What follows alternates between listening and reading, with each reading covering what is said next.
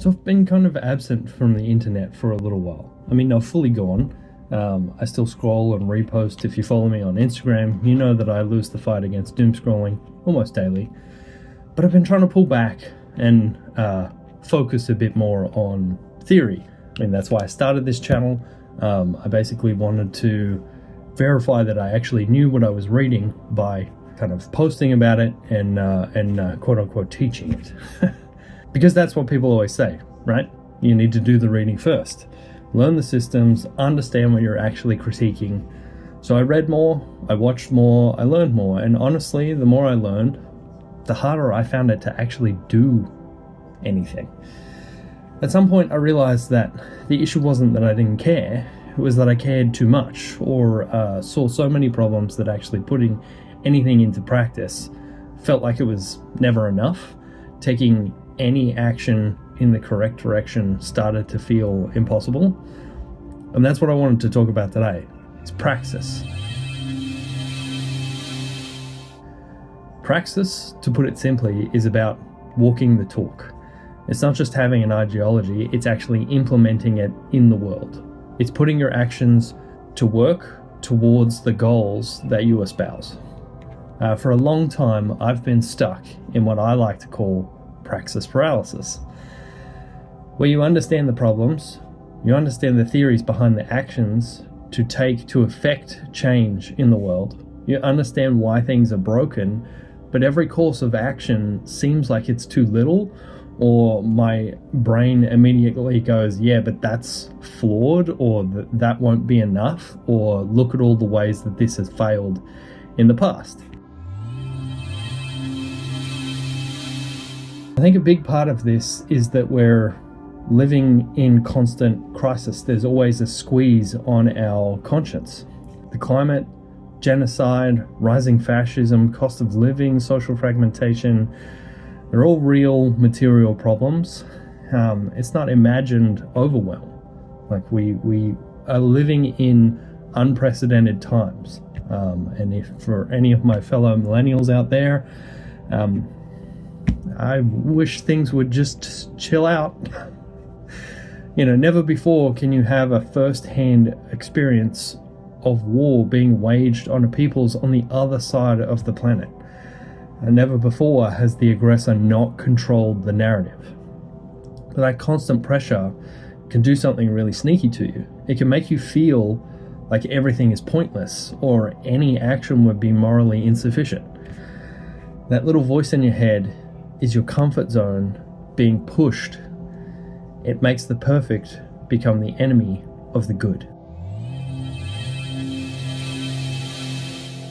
I don't even remember who said it originally, but something has really stuck with me about how people always worry about going back in time, and if they do anything or they kick over a rock or say the wrong thing or have any action, that it will completely derail and have this huge altering effect on the future. But we don't really think about that power that we have now in the here and now in the present. If any tiny action could radically alter the future, then why do we feel like tiny actions don't matter? The truth is, we're not going to solve every problem facing humanity all at once. There is no silver bullet, there is no perfect system, and thinking that there is one is either short-sighted or naive. So instead of asking how can I fix everything, I'm trying to reframe in my head, what are the small things I can do that I can be consistent with without burning out? For me, that has looked pretty unglamorous, really. I've been trying to do a small digital detox. I'm not really winning at putting down the phone more, and I'm not pretending that things aren't bad. I'm not like putting my head in the sand, but I am trying to time box my doom scrolling. More importantly, I'm trying to deliberately push against my algorithms. I'm trying to actually manually search out people and posts that I think are, focused on empathy, on community, on tangible actions, and I'm trying to limit my, purely like critique and outrage consumption and like reposting and stuff as well.